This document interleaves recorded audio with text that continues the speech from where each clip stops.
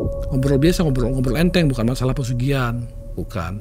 Di tengah obrolan itu, bos langsung ngebanting majalah di depan kami berdua. Brak! Ada tuh bagus sih. Saya lihat majalahnya, Gunung Kemukus. Kalau tidak ke Gunung Kemukus, dibuka lagi. Tuh ada Gunung Kawi. Malah. Kalau ini kurang mantap, dibuka lagi. Tuh ada Ponorogo. Kurang mantap tuh ada di Malang. Jadi semua yang disebutin dijalanin semua, Mang. Jadi gimana bos? Ini semua dijalanin, datangin. Iya, wajib. Bosnya marah, kesel, emosi. Saya mikir siapa ya. Saya telepon semua teman-teman, Mang. Ada sanggup nggak nyetir nonstop? Kemana? Sepulau Jawa. Harus ada mahar. Suaranya dengar jelas. Bapak yang ini, yang tadi didanai sama bos yang 500.000. Ambil uang, dilemparkan. Kan semua ngeliat. Bolohi, Mang. Saya tawarin kayak gitu, Mang. Itu uangnya numpuk rapi? Numpuk rapi, Mang. Segepok-gepok kan tapi numpuk, dia tersusun. Nanti 7 kliwon sama perempuan itu tetap perempuan itu juga. Maksudnya, Mas masuk kamar. Di situ bos langsung pucat pasi. Karena dia punya kepribadian yang lain. Gak seneng cewek gitu? Gak suka. Tergeletak majalah tua yang mengisahkan ritual pencari harta instan. Majalah mistis bukan sekedar bacaan belaka, tapi menjadi peta menuju perjanjian kelam. Mantra diucap demi mendapat uang yang diharap, menukar nurani dengan gemerincing harta gelap.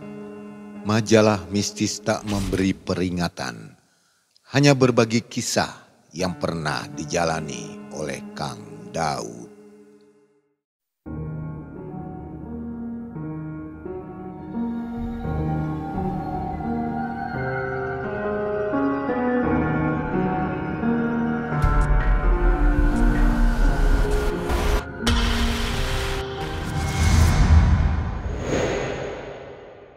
Assalamualaikum warahmatullahi wabarakatuh. Waalaikumsalam warahmatullahi wabarakatuh. Apa kabar sobat semua? Mudah-mudahan sobat selalu dalam keadaan sehat walafiat ya. Sobat MM, hari ini ada Kang Daud. Nah, Kang Daud memenuhi janjinya meneruskan pengalaman yang lalu. Videonya yang ini yang belum nonton ya, di atas. Jadi Kang Daud ini mengantarkan, disebut apa, bos ya? Bos. Bosnya lah pokoknya. Iya, bos. Keliling Pulau Jawa. Jadi menyusuri tempat-tempat pesugihan ya. Wah, ini luar biasa sekali. Selama berapa tahun tuh? Kurang lebih 1 tahun lebih, karena itu setiap edisi per edisi dari majalah tersebut selalu diikutin terus. Setiap ada yang baru di majalah terbit gitu. Bahkan satu terbitan itu kan ada beberapa kisah, datengin semua. Luar biasa ya. Berarti tiap minggu dong? Tiap minggu. Tiap minggu atau tiap hari? Iya, tiap minggu, nggak ada kosongnya. Lalu si bos ini kan usaha, ditinggal terus usahanya? Ada karyawan sama ada adik kandungnya yang jaga. Karena saking kayanya ya, iya. Tapi masih kurang puas juga. Kok Kang Daud mau sih nganterin gitu? Bayarannya bagus. Awalnya sih dia itu bosnya teman satu kontrakan tuh. Ya karena saking dekat, karena sering ketemu, sering traktir apa kan orang tuh baik. Awalnya kan seperti itu karena ada hubungan emosional ya. Lambat laun semakin dekat, akhirnya diajak, diiming-imingin, ya 1 hari kita bayar sekian, mau enggak. Akhirnya namanya kita punya kebutuhan ya, Mang. Kita punya kebutuhan ya, bismillah ya mau ya jadinya. Iya. Tapi awalnya itu sebenarnya saya nggak ngerti ini mau pesugihan atau apa. Cuma yang dia sering minta antri itu membawa barang berlian ke kota ini, jadi saya ngawal dibuat di jalan. Awalnya begitu? Awalnya. Jadi kalau setiap bawa berlian itu satu tepak. Waduh, berlian ya? Berlian ya. Oke, baik. Jadi sobat jangan kemana-mana, ini kisahnya seru ya. Keliling Pulau Jawa ke tempat pesugihan. Berarti Kang Daud ini hafal semua tempat pesugihan. Tapi jangan coba-coba menghubungi Kang Daud yang nggak akan dijawab. Itu dulu kan ya? Dulu, Bang. Sekarang aktivitas apa Kang Daud? Saya tetap di terapis sebagai owner rumah sehat. Terapis mau dijelaskan? Kesehatan. Apa bekam? Ya semua mencakup dari bekam, dari saraf kejepit, stroke, bahkan medis semua saya pegang sampai ruqyah. Luar biasa ya. Baik, mudah-mudahan usahanya lancar. Amin. Rame ya. Amin. Sobat, jangan kemana-mana, tonton sampai habis kisah dari Kang Daud. Malam mencekam, semakin malam semakin mencekam. Kang Daud.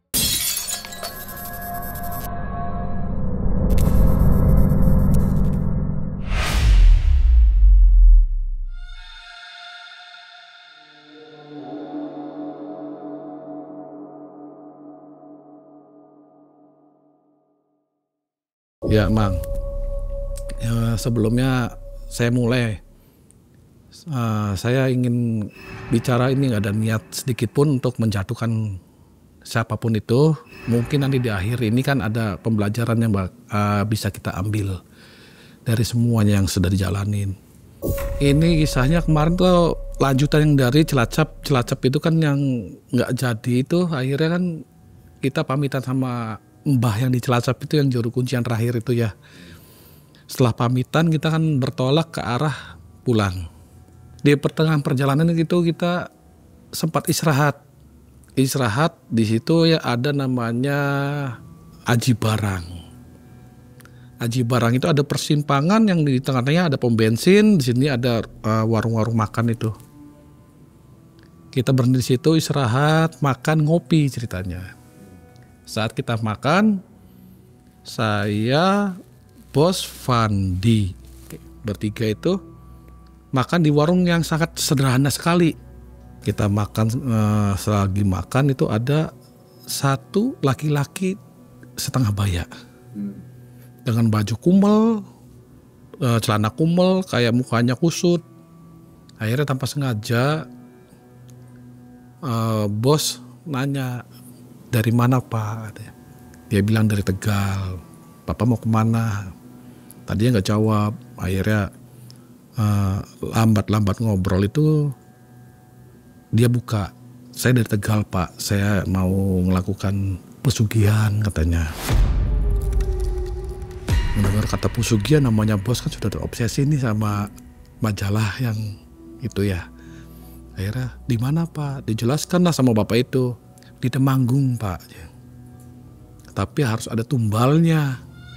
Namanya bos saya itu tidak ambil pusing karena emang terobsesi ingin melakukan. Dari yang Temanggung ini tidak ada di edisi majalah sebenarnya. Tidak ada. Karena dari bapak itu ngasih tahu di Temanggung ada, akhirnya nanya lah bos sama bapak itu.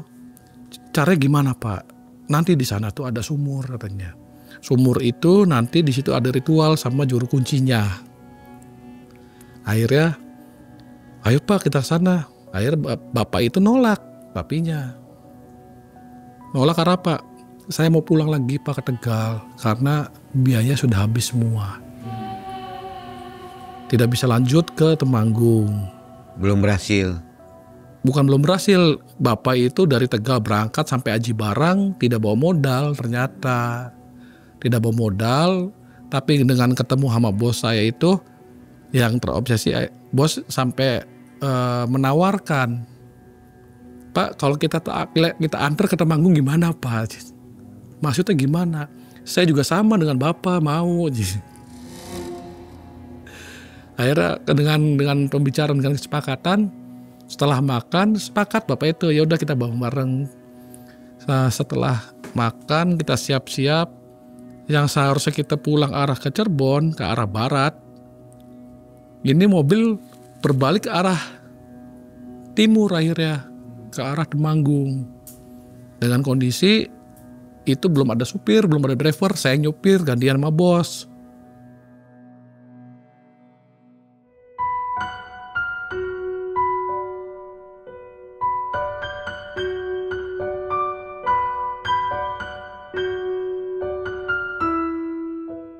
Sampailah di Temanggung, dari Aji Barang Temanggung itu kurang lebih antara 4 jam, hampir 5 jam.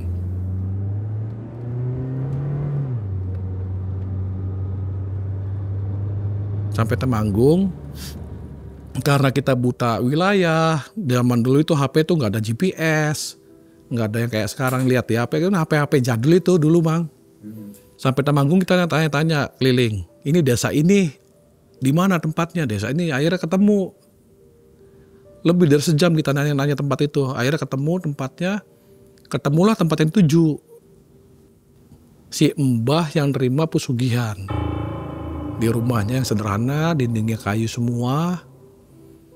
Nah di situ tempat itu dari jalan utama masuk ke dalamnya kurang lebih ada 500 meter. Tapi mobil masih bisa masuk dengan kondisi jalan bukan aspal.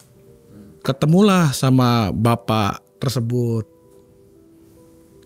Kita situ dia kasih kopi, disambut. Akhirnya ditanya ada perlu apa. Bapak yang ini yang di Tegal ini Mang. Yang ngomong. Saya mau maju katanya. Maju ritual. Ritual apa? Ritual buat pesugihan. Korbannya siapa? Ada anak saya sendiri. Usia berapa? Saat itu dia sebut antara 7 tahun. Laki-laki. Dia kesulitan ekonomi. Punya utang banyak atau Punya gimana? utang banyak. Sampai perjalanan aja kita ketemu di Aji Barang, dia benar-benar udah nggak punya uang sama sekali. Makan aja kita yang bayar. Sudah putus asa kayak orang udah nggak ada harapan, kayak orang sudah hilang ingatan. Dulunya mantan pengusaha atau apa? Nah saya nggak ngerti jalur ceritanya itu. Nggak cerita ya? Nggak cerita. Cuma ketemu itu karena mungkin satu jalan pemikiran sama bos, akhirnya sama bos diajak. Setelah ngobrol-ngobrol sama mbah yang mengadakan ritual itu di Temanggung. Mbah itu ngejelasin nih Bang syarat-syaratnya. Nanti syarat-syaratnya seperti ini. 1, harus ada tumbal. Tumbalnya sedarah. Wajib. 2, harus ada mahar. Mau 1 juta, mau 500, mau 2 juta gak apa-apa katanya. Dijelaskan maharnya buat apa. Nanti di situ kan dijelaskan. Nanti ada 1 sumur. Setelah ritual sumur itu nanti kita bikin ritual di situ sama Mbah Juru Kunci itu. Di sumur itu di sebelah sininya kita ritual nih. Ritual nggak pakai bekak, nggak pakai, cuma pakai kayak menyan-menyan aja gitu. Ritual nanti di seberang sumur begitu keluar yang korban dituju, uang mahar ini lemparkan ke korban itu katanya. Bukan buat saya kata mbahnya. Jadi emang uang itu mahar tuh kalau korban tersebut ada di sebelah sumur, seberang sumur itu kan sumur bulat nih. Kita sebelah sini sisi sini. Nanti korban katanya keluar di sini. Dilempar uangnya katanya. Itu penjelasan dari mbah yang mimpin pesugihan itu yang orang Temanggung. Akhirnya dikasih penjelasan, kita paham. Cuma setelah dikasih penjelasan, bapak yang dari Tegal itu langsung down. Minta pulang. Karena dari awal udah gak punya uang. Lagi ketemu di jalan aja dia udah gak megang uang sama sekali. Akhirnya ngomong, Pak, mohon maaf, kata bapak itu, bapak yang dari Tegal ini. Saya tidak punya dana katanya. Dengan bahasa saya tidak punya dana, bos langsung lihat ke dia gini. Pak, ada saya, kata bosnya. Masalah dana jangan dipikirkan, tenang saja.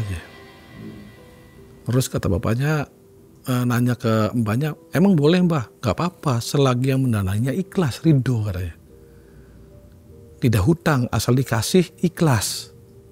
Akhirnya di situ bos ngeluarin duit tuh dari tas yang di sini.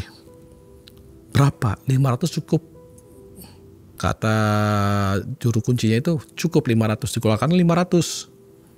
500 dikasihkan, ini ikhlas bukan hutang. Ini saya kasih ikhlas. Dikasihkan ke mbah juru kunci, akhirnya mbah juru kunci dikaretin Mang. Dibulet ke karetin, dikasih ke bapak itu, pegang. Kalau bos tinggal 500, ada 1,5 juta kalau bos. Kalau dia kan 500 nih orang Tegal karena didanain dari bos. Kalau bos 1,5 juta saat itu saya masih ingat. Uangnya juga 50 ribuan semua. Jadi dua-duanya ikut ini ya? Ikut. Bos terpancing dari ceritanya bapak itu. Si bos berani karena ini kan tumbalnya saudara. Yang di awal berani Mang. Yang di awal kan tarik-tarikan, yang ini megang korban, tumbal, yang ini megang karung. Karena digigit, ini lepas, ini lepas. Berani bos, asal ada temannya. Bos nanya sama juru kunci, Pak, ini kan di sumur nih Pak. Kalau di sumur itu sendiri apa bareng-bareng? Wah kalau ini mah rame-rame, ada saya juga katanya. Yang nganter juga boleh ikut di seberangnya, di seberang sumur itu, sisi lain. Ya saya ikut Bang. Saya lihat pakai mata kepala saya sendiri. Juru kunci ngasih tahu, ini kalau mau mulai harus pas jam 12 malam. Tidak bisa di bawah jam 12. Kalau lebih boleh katanya. Dari mulai juru kunci bilang seperti itu antara jeda waktu antara kita sampai jam 12 itu masih panjang. Ya saya ikut tiduran, istirahat, nunggu waktu sih buang waktu sampai jam 12 malam. Bapak yang juru kuncinya nyiapin persiapan segala macem. Bos ikut tidur. Karena kita dari Cilacap itu nggak tidur. Selesai yang terakhir itu dijemput jam 3 malam di Cilacap itu sampai pagi sampai ke Temanggung nggak tidur sama sekali. Saking capeknya itu. Nah, kita tidur berdua di ruang tamu itu. Antara jam 8 apa jam 9 malam kita dibangunin sama Pak. Pak bangun. Ini sudah gelap. Sudah malam. Persiapan mandi dulu, itu tempat kamar mandinya, bebersih. Jadi disuruh mandinya itu bapak itu sudah nyiapin gentong sama air kembang. Bapak berdua yang mau maju, silakan mandi dulu katanya, dibersihkan dulu. Akhirnya berdua mandi. Singkat cerita jam 12 pas malam jam 00. Akhirnya kita ke sana, dari rumahnya bapak kunci itu ke tempat sumur itu nggak jauh, 100 meteran. 100 meter kita ngelewatin jalan kayak kebon, bukan hutan. Kebon setapak, ketemulah sumur besar. Sumurnya besar banget. Bapak kunci itu nyiapin kayak tembikar apa tanah liat gitu tuh. Dikasih arang dibakar. Terus dia ngambil dari kantong bahasa kitanya dipelurukin Bang. Peluruk keluar asap bus. Asapnya wangi. Kayak minyan. Jadi posisinya itu gini. Ini sumur. Sumur di sebelah sininya itu bapak yang mimpin yang juru kunci itu. Di belakangnya tuh bos sama bapak yang dari Tegal itu. Saya sama Fandi paling belakang sendiri, kurang lebih jarak 2 meter 3 meter. Tidak dekat saat itu. Dibuatlah asap-asapan, bakar-bakaran, hening, senyap, nggak ada suara apa. Dibakar, nanti siapapun yang keluar, misalkan ini tumbal dari kalian, uangnya disiapkan, dilempar. Kalau bisa mengenai tumbal itu. Ini namanya pesugihan, saya baru istilahnya tahu Bang pesugihan kayak gini. Kok uangnya dilemparkan gitu tuh. Gak lama kurang lebih 1 jam keluar anak kecil Bang. Nangis-nangis di seberangnya, di sisi lain sumur itu di sebelah sini. Anak kecil laki-laki. Kang Daud lihat jelas? Lihat, saya Fandi lihat, semua lihat. Suaranya dengar jelas. Bapak yang ini, yang tadi didanai sama bos yang 500.000, ambil uang dilemparkan. Kena. Hilang anaknya. Jadi wujud hilangnya itu begitu dilempar, tiba-tiba hilang. Keplek gitu hilang. Habis gitu ya? Habis. Ini anaknya siapa? Anaknya bapak yang itu, yang tadi ketemu di jalan. Oke. Yang ngajak kita ke Temanggung.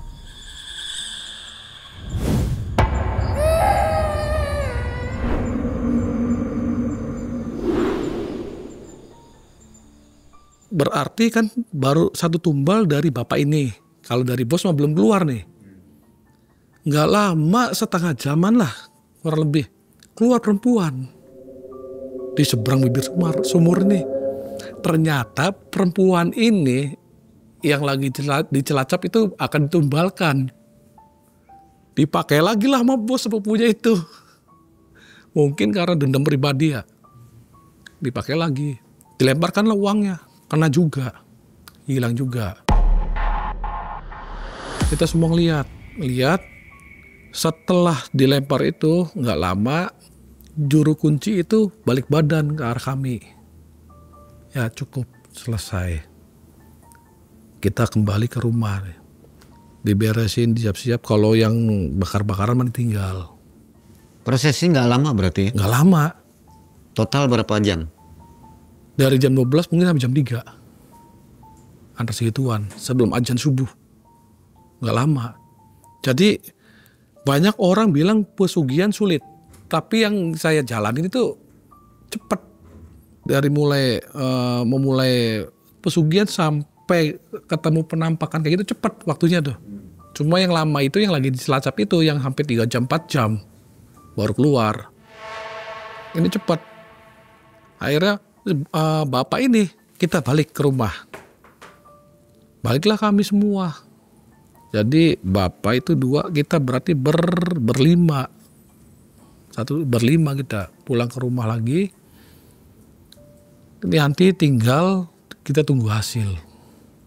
Kata bapak juru kuncinya, kalau bos emang nyinyir mang, rewel. Pak gitu aja pak, kok simpel mudah. Kan tadi udah kelihatan siapa yang mau ditumbalkan. Kan semua ngeliat, ini bukan permainan. Bosan nyinyir. Kalau misalkan bapak nggak yakin, nggak usah kasih sini, cari yang lain aja. Jadi kalau yang orang Tegal sih nggak nyinyir, diem, nerima. Sebenarnya juru kunci itu marah sama bos. Karena nyinyir terus nanyanya yang macem-macem. Ini nantinya gimana pak? Ini nanti gimana pak? Harus kayak gimana?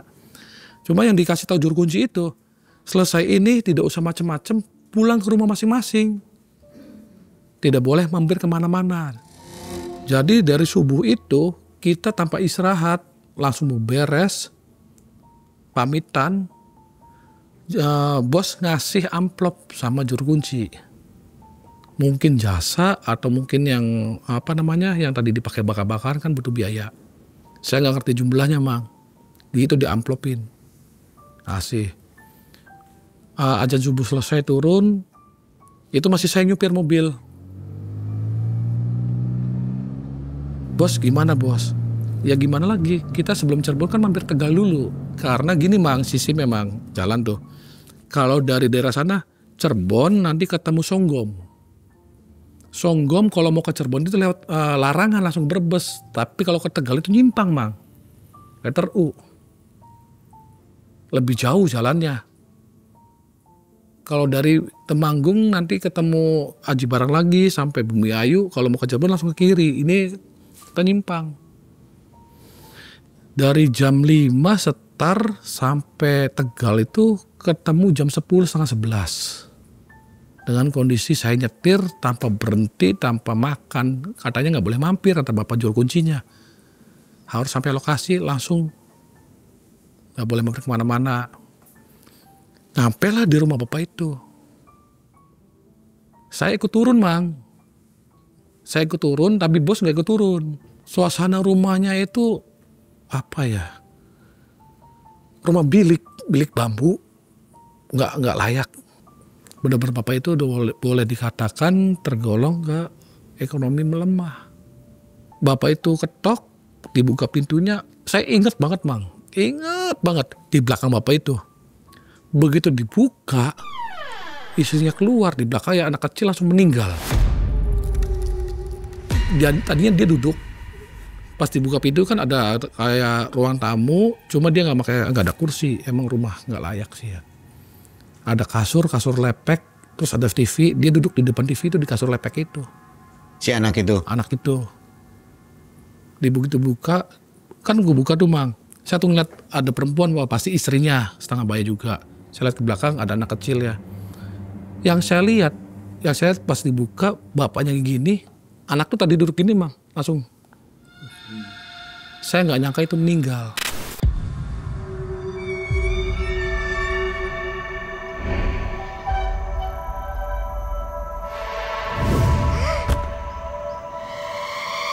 Saya bener-bener gak nyangka, mungkin tidur atau apa ya. Air suruh masuk. Pak, saya nggak bisa lama pak. Bapak bilang gitu ya. Nanti dulu mas. Bapak itu manggil saya gitu. Saya mau lihat anak saya dulu. Di situ anaknya digini, dibangunin gak bangun. Istrinya tahu kalau anak itu meninggal nangis. Kalau bapak itu diem aja cuma ditaruh lagi. Saya cuma dalam hati innalillahi wa inna ilaihi rajiun itu ya. Akhirnya saya, Pak nanti Pak itu mesin mobil masih nyala. Bos masih di mobil. Saya mau bilang sama bos dulu. Dia masuk ke dalam gang Mang. Saya nyusul ke mobil, bos. Tadi bapak yang tadi anaknya meninggal. Yang mana? Kalau dari sosoknya sih mirip-mirip yang tadi malam. Yang keluar dilemparin uang tuh bos. Bos kaget. Yang bener lu sih. Bener, orang saya ngeliat sendiri istri nangis. Yaudah. Saya turun. Ya turun lah. Saya matiin mobil, tutup semua. Tutup. Saya sama bos itu balik lagi ke rumah bapak itu. Bener meninggal. Tapi kita gak bisa lama. Gak bisa lamanya itu emang pantangannya yang melakukan ritual tersebut tidak boleh mampir. Tidak boleh mampir kemana-mana dari tempatnya ritual yang tadi sumur itu. Harus pulang ke rumah. Jadi saya ke Mama Waduh, Pak mohon maaf sekali. Kita tidak bisa lama. Tidak bisa acara pemakaman segala macam. Saya langsung pulang ke Cirebon. Sama bos. Bos juga pamitan segala macam. Ya udah paham, bapaknya juga paham. Cuma di sini nih Mang. Bos nggak sadar Mang. Pantangannya tidak boleh mampir. Bos turun dari mobil mampir Mang ke rumah bapak itu Mang. Mampir berarti kan harusnya kan nggak boleh nginjek pas depan rumah nih. Kita pamitan segala macam. Saya nggak sadar, bos nggak sadar kalau bos itu mampir. Saya saat itu ngasih nomor nomor HP. Baru cuma ada SMS. Bapak itu juga punya HP. Bapak itu HP-nya kalau nggak salah Motorola gitu, jadul banget. Kalau saya lagi itu masih HP-nya Siemens. Masih inget saya tuh. Saya pulang tukeran nomor HP, antar bos.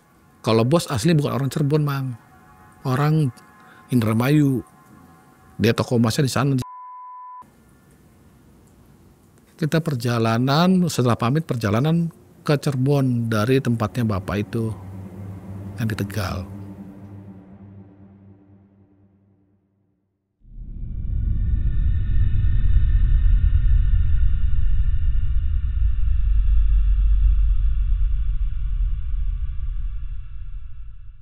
Perjalanan lah dari Tegal menuju Cirebon itu 2,5 jam. Tegalnya Tegal sini, Tegalnya masih Selawi. Dari Selawi ke Tegal 0,5 jam, Tegal ke Cirebon 2 jaman, belum ada tol dulu. Itu masih saya nyetir Mang. Dari mulai Temanggung itu masih saya nyetir, sampai Tegal, sampai Cirebon masih saya nyetir itu tuh. Kita jalanlah pulang. Sampai beli rokok, beli minum, beli apa. Kita nggak turun bos tuh, cuma saya yang turun. Bos, saya butuh minum, butuh kopi. Udah ngantuk banget nyetirnya. Saya juga ngantuk. Ya udah, saya asal butuh kopi sama rokok. Cari warung berarti saya turun cuma beli kopi, rokok segala macem. Berangkat lagi. Karena di pikirannya bos dia tidak boleh turun, tidak boleh mampir, tapi dia nggak sadar di rumah bapak itu turun sudah mampir. Dia nggak sadar, saya juga nggak sadar Mang. Sampai Cirebon itu kata bos, saya tidak turun Cirebon, saya di rumah saya karena amanatnya harus langsung ke rumah.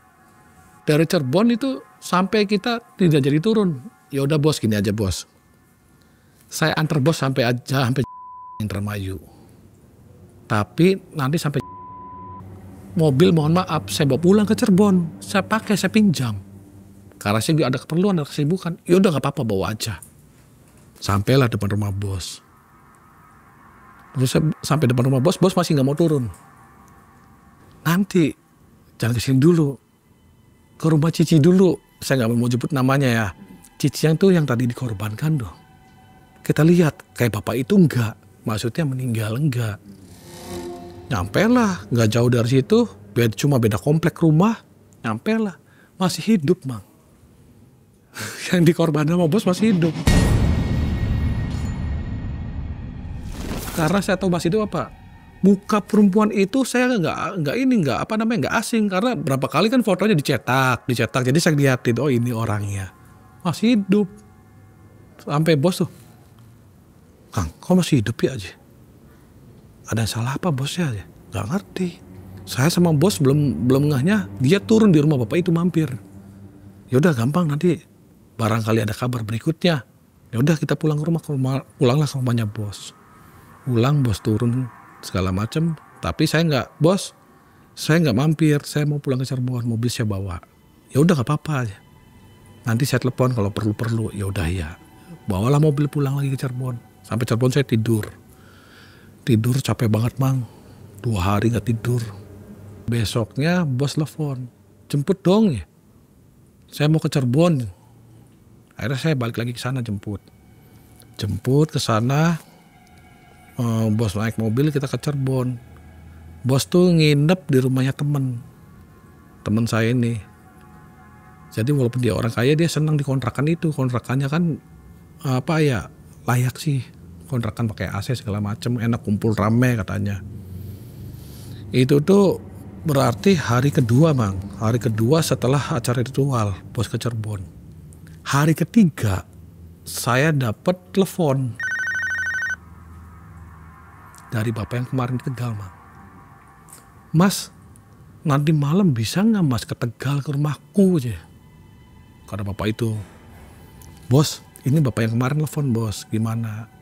Mau ngapain dah aja? Saya aja gagal kata bosnya tuh ya. Ya terus gimana ini telepon? Akhirnya telepon. Ada apa? Pokoknya kesini nanti saya kasih tahu, penting mas ya. Akhirnya bos gimana bos? Ya udah berangkat. Kita berangkat itu jam 5 sore dari Cirebon. Nyampe sana tuh jam 8 malam sampai rumah bapak itu. Jam 8 itu lagi rame mang. Rame banyak orang kayak abis tahlilan. Yang ada yang tahlilan tuh bukan bapak itu, istrinya. Tahlilan kecil-kecilan tuh gak rame. Jadi ada kurang lebih antara 7 atau 10 orang lah. Kalau di kita kan tahlilan biasa rame, ini ya tahlilan kecil. Selesai tahlilan tuh jam 9 tamu pulang semua. Saya tuh ditarik sama bapak itu. Mas, ikut mas ke kamarku ya. Maksudnya gimana pak? Ikut aja dulu. Ini bos gimana? Boleh ikut. Gak apa-apa. Itu kondisi tinggal bapak itu, istrinya, ada adiknya istrinya, sama keluarga siapa itu gak kenal. Itu di luar semua di teras. Saya ditarik, bisik-bisik, diajak ke kamar sama bapak ini.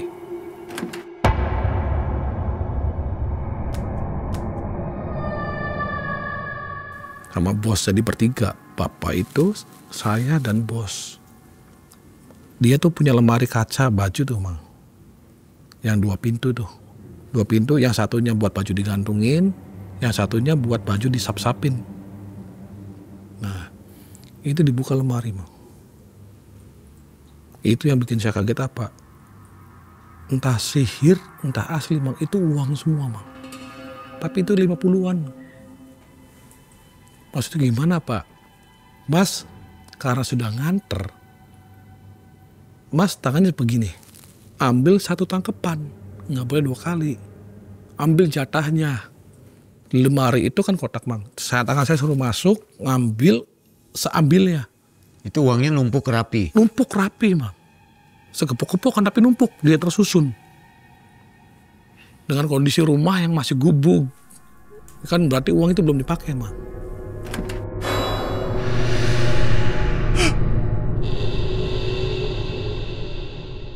Wallahi mang, saya ditawarin kayak gitu mang. Sampai saya tuh sama batin betok belakang. Saya gak mungkin ngambil dari uang kayak ginian. Kalau kata bos udah ngikut-ngikut gitu. Pakai bahasa Cirebon, ambil be lumayan. Kan pegel nganter-nganter. Enggak bos, saya tidak perlu uang kayak gituan. Sedangkan ritual-ritual kayak gitu juga saya tidak ada kepentingan. Saya cuma nganter bos, tak bilang gitu. Sampai 3 kali nawarin, ambil nggak apa-apa, jatahnya emas. Dia maksa bapak itu, pokoknya saya tidak mau tahu, mas ambil. Akhirnya saya sama bapak itu, pak saya tidak mau ambil.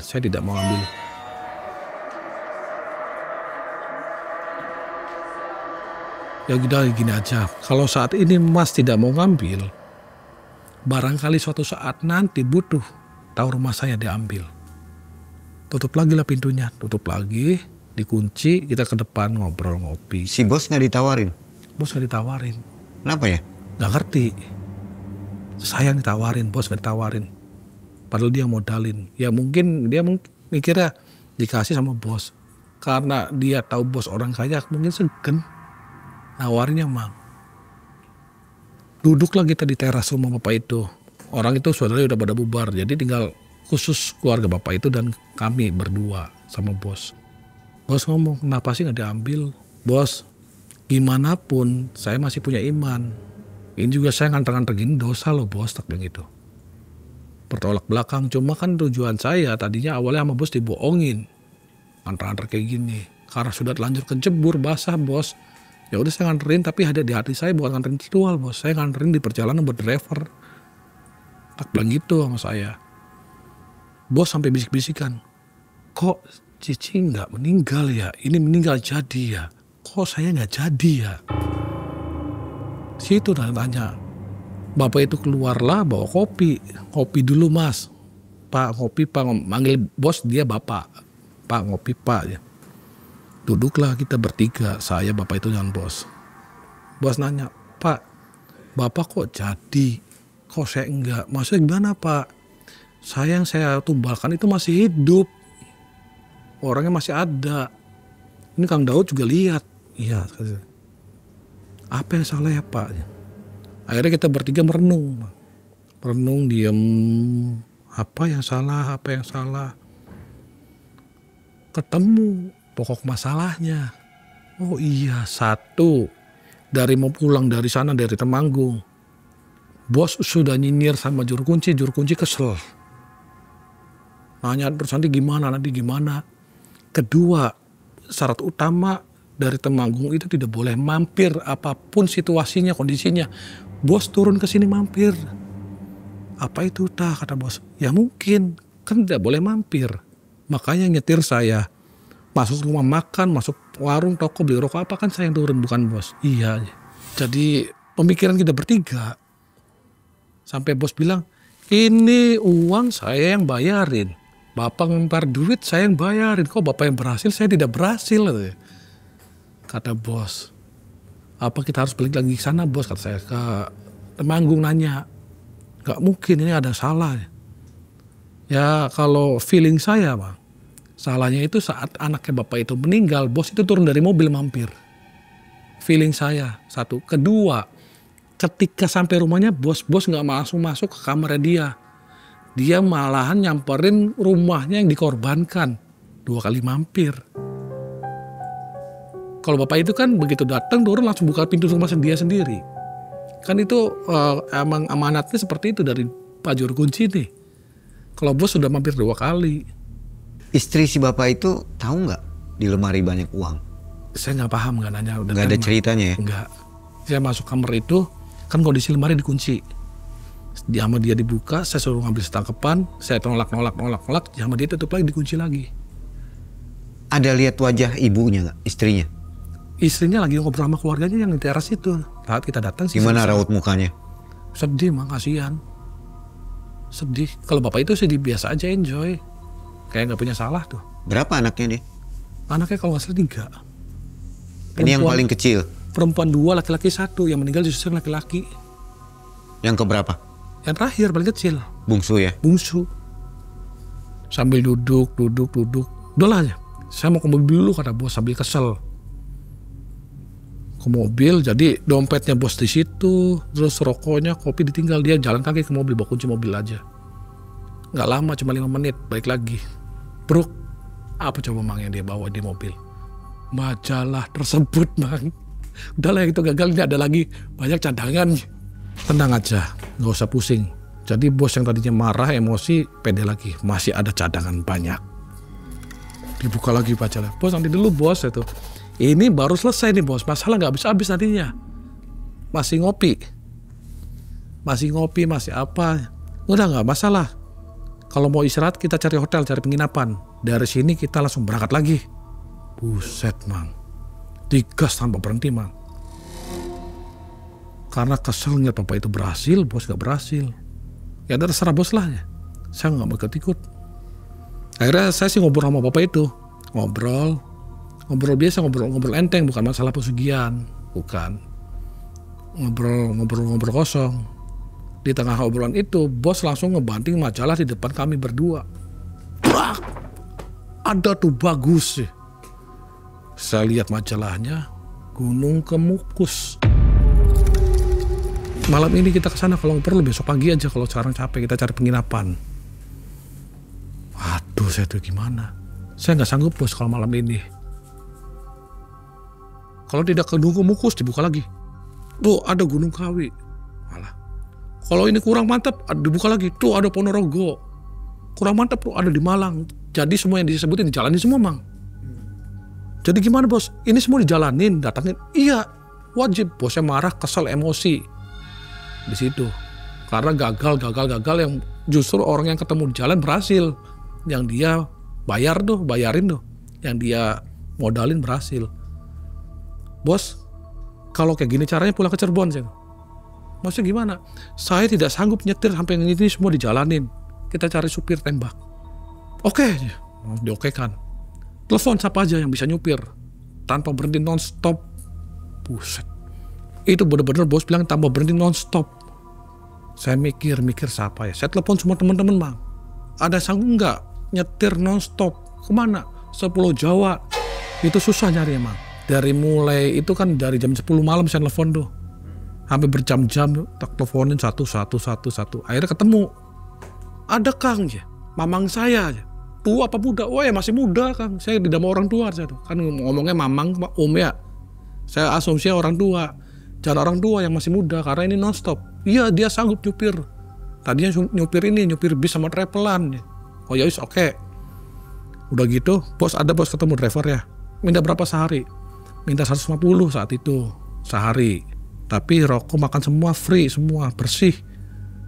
Yaudah, ambil supirnya. Malam ini kita nggak usah nginep, nggak jadi di Tegal, kita pulang ke Cirebon lagi. Itu bener-bener semangatnya, bener-bener bos. Ya udah kalau mau kayak gitu, ayo kita pulang ke Cirebon. Itu dari obrolan jam 9 selesai tahlil itu sampai saya dimasukin kamar, sampai selesai itu jam 1 malam. Jam 1 malam kita nggak nginep Tegal, nggak jadi. Yang tadi kata bos sewa hotel apa nggak jadi. Akhirnya ya udah ini kita pamitan pulang ke Cirebon. Sebelum pulang bapak itu narik tangan saya. Mas, ini sungguh-sungguh Mas. Kalau Mas perlu datang ke saya kapanpun. Soalnya ini tetap ada jatahnya Mas. Karena bapak itu ngerasa awalnya nol, nggak punya uang, nggak punya modal ketemu kita tuh. Lagi di Aji Barang itu. Sama sekali nggak punya uang, makan aja kita yang bayarin. Iya Pak, nanti kalau saya berubah pikiran, saya hubungin Bapak gitu.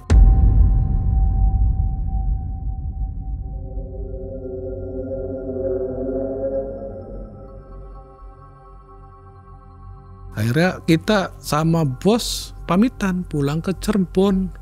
Tujuannya buat jemput driver. Sambil jalan saya sambil telepon ke temen, bro, itu mamangnya kamu yang mau nyepirin. Kalau malam ini berangkat siap enggak matanya? Nanti ditelepon dulu katanya. Ya udah tutup dia telepon ke sana. Terus telepon ke saya. Siap katanya dia baru bangun tidur, berarti baru dicas. Oke, langsung jemput ke rumahnya, Mang. Malam itu juga. Ketemu dia bawa tas kecil buat salin segala macem. Saya bilang, Mas langsung berangkat malam ini. Itu bos yang minta. Oke siap. Mas kalau misalkan Mas gak tidur 24 jam siap gak? Siap. Berangkat lah. Mas langsung nyetir. Dengan posisi dia di tempat supir, saya di sebelahnya. Bos di kursi tengah, bangku tengah. Mau kemana Pak? Nanti dulu. Bos buka buku. Ke Gunung Kemukus. Daerah mana nih? Oh ke sini. Berangkat. Tahu tempatnya? Tahu Pak. Jalan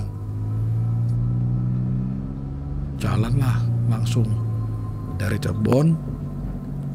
Masih lingkaran Cirebon pinggiran, berhenti katanya bos. Mampir ke warung, ke toko, cari makanan, cari minuman, cari rokok segala macam biar nggak usah berhenti lagi. Kita stok di jalan. Berikut beli aqua, botol sekardus, air mineral itu yang botol. Mas perlu apa? Kang Daud betul apa? Kalau saya perlu kopi saset kopi botolan, minum, rokok sama cemilan, oke beli bisanya semaunya. Beli, kita kayak belanja bulanan Mang. Saya beli, itu Mas yang nyupirin mau apa ambil, yang penting jangan berhenti katanya. Iya Pak aja.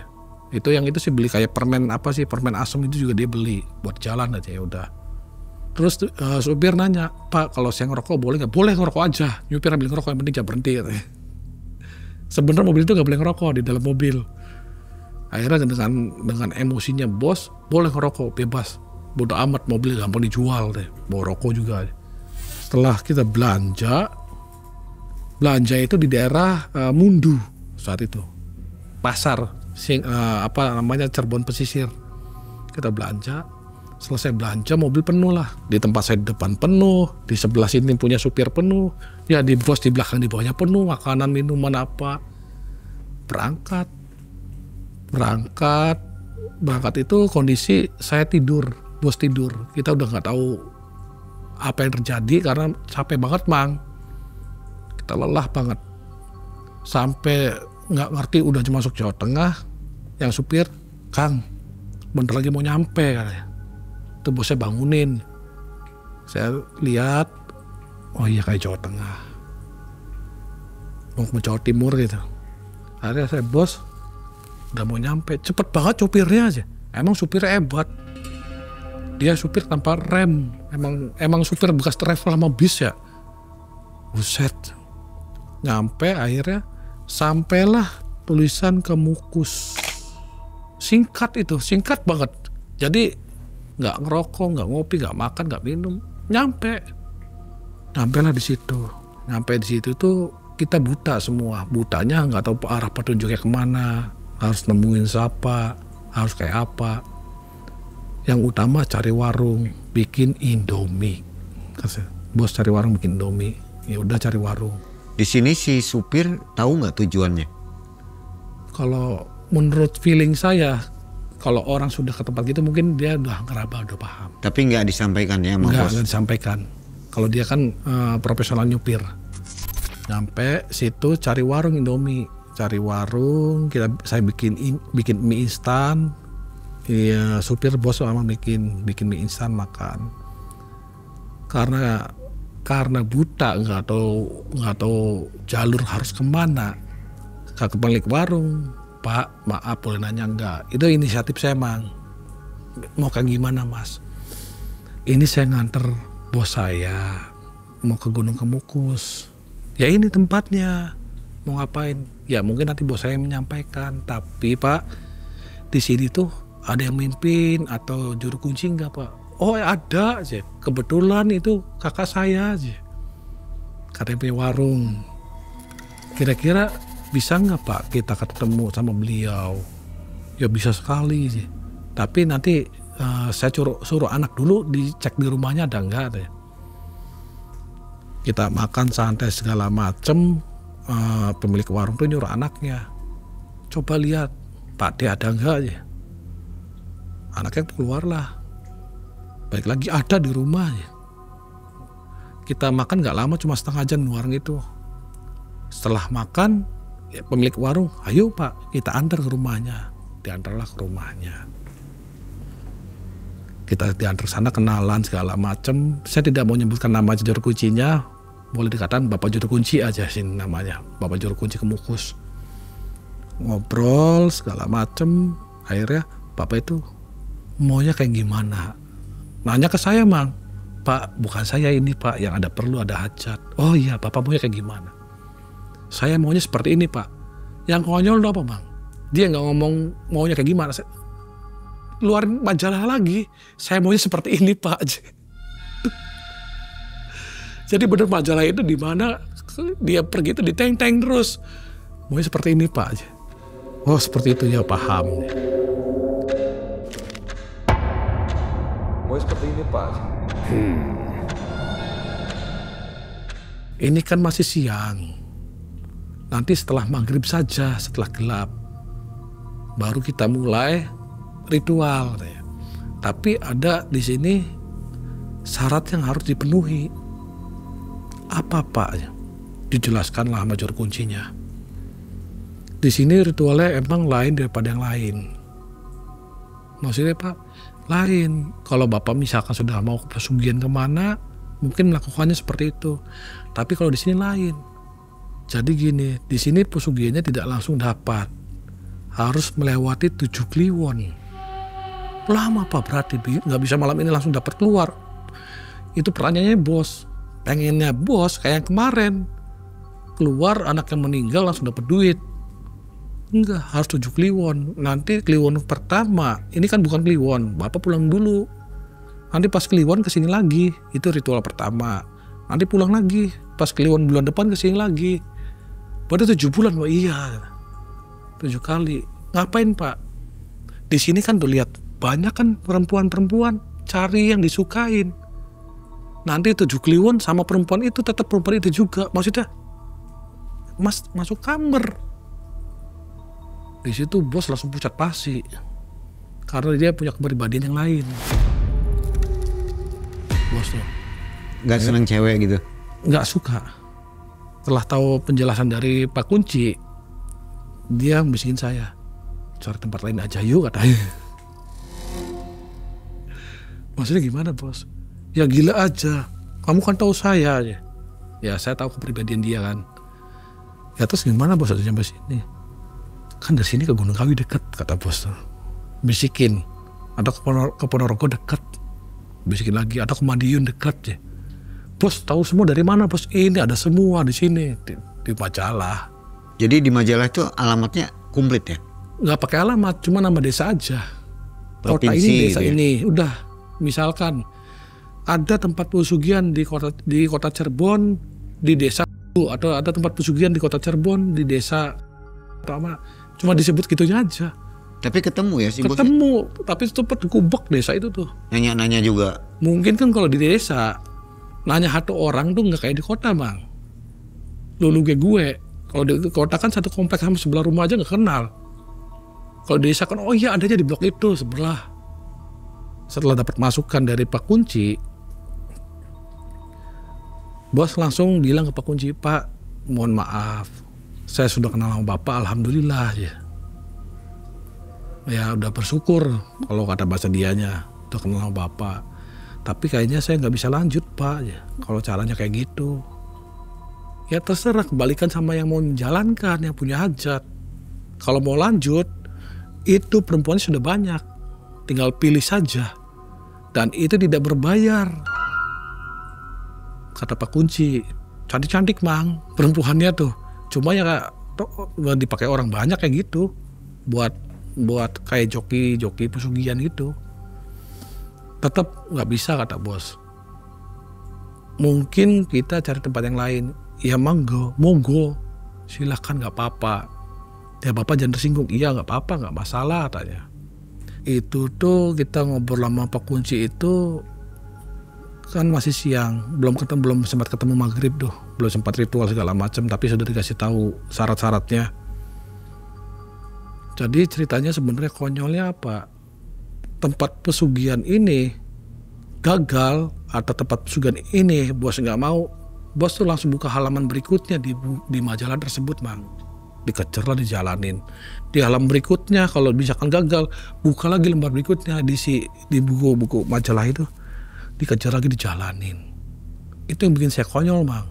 Jadi itu majalah kurang lebih antara 50 halaman atau berapa halaman, ada cerita sebanyak apapun itu dijalanin semua. Dia udah nggak takut tumbal ya? Dia sudah tidak takut tumbal, cuma dia takut sama penampakan. Dari awal dia udah takut sama penampakan. Dengan singkat cerita, kita minta maaf sama Pak Kunci. Pak, mohon maaf karena ini bos saya tidak bisa lanjut, tidak bisa menjalankan syarat seperti itu. Maksudnya syarat seperti itu tuh melakukan di kamar sama perempuan itu emang ya. Kita mungkin mau cari tempat lain. Oh itu juru kuncinya baik. Ya udah nggak apa-apa. Kalau cari tempat lain nggak apa-apa. Nanti kalau misalkan ternyata mau kesini lagi, carinya saya saja. Maksudnya jangan cari juru kunci yang lain. Iya Pak, siap. Juru kunci di sana tuh banyak ya? Banyak mang. Jadi di situ tuh di Gunung Kemukus itu ada kayak petak-petak kamar mandi. Warung petak-petak kamar mandi, siapapun yang melakukan ritual nanti di kamar mandi itu mandi, yang perempuan yang lakinya tuh pakai kembang. Jadi kayak kamar mandi umum, tapi untuk khusus ritual dimandiin kembangnya di situ. Ada petak-petaknya, ada tempatnya, ada tempat ritualnya di Gunung Kemukusnya. Jadi ritualnya itu cuma kamar Bang aslinya Bang. Entah caranya gimana, entah sampai keluar uang seperti apa, saya nggak ngerti paham. Karena emang syaratnya harus melakukan hubungan terlarang di situ. Dan jaraknya itu 7 kali melakukan hubungan di Kliwon semua 7-7-nya. Dengan perempuan yang sama. Jadi perempuannya nggak boleh rubah selama 7 kali tuh. Itu terus yang sudah terpilih. 7 kali itu nggak bayar? Nggak bayar. Jadi si cewek ini memang akan dapat keuntungan juga? Dapat bagian. Oh harus ya? Harus dapat bagian. Oke. Dapat bagian. Kalau misalkan nggak bayar, jangan coba-coba ke sana Bang. Karena nggak bayar ya. Karena nggak bayar mungkin yang lakukan pesugihan gitu mungkin nggak untuk kemungkinan dia ngasih lah Bang. Setiap melakukan itu kan pasti ngasih lah istilahnya. Kita selesai ngobrol sama Pak Kuci segala macem. Bos ngasih tahu kita langsung ke Ponorogo. Ponorogo itu 2 tempat Mang. Yang satunya pesugihan, yang satunya jual beli tuyul Mang ternyata Mang. Itu nggak tidur dulu ya? Supirnya kan dari perjanjian. Nggak boleh tidur? Nggak boleh tidur. Selagi kita mau jalan-jalan. Jadi kesempatan istirahat gini tidur deh ya? Kesempatan kita di jalan tidur. Itu supir matanya nanti di ujungnya merah semua Bang. Kasihan supir itu. Sampai di jalan itu mobil mau tabrakan serempetan. Mepet, spion sama spion kena semua surat. Pecah biar. Karena kayak ngantuk kayak supir. Oke. Jadi ini masih panjang perjalanan? Banyak Bang. Jadi nanti gagal atau bosnya nggak mau dibuka halaman berikutnya. Sampai saya kerjaan resign akhirnya. Tapi bayaran bagus kan? Bayaran bagus. Resign gak apa di PHK emang gak pernah masuk. Gak pernah masuk. Baik. Sobat, ini kisahnya belum selesai. Ternyata panjang nih, berseri-seri rupanya. Jadi untuk sobat yang suka dengan kisah pesugihan, di sini tempatnya. Kisah dari Kang Daud ya. Jangan kemana-mana, kita akan tunggu kisah selanjutnya. Kang Daud sehat ya, supaya bisa berbagi pengalamannya di Malam Mencekam. Ini masih banyak Bang ceritanya Bang. Ya, kita tunggu. Mudah-mudahan selalu sehat, bisa menceritakan di Malam Mencekam. Siap Bang. Assalamualaikum warahmatullahi wabarakatuh. Waalaikumsalam warahmatullahi wabarakatuh.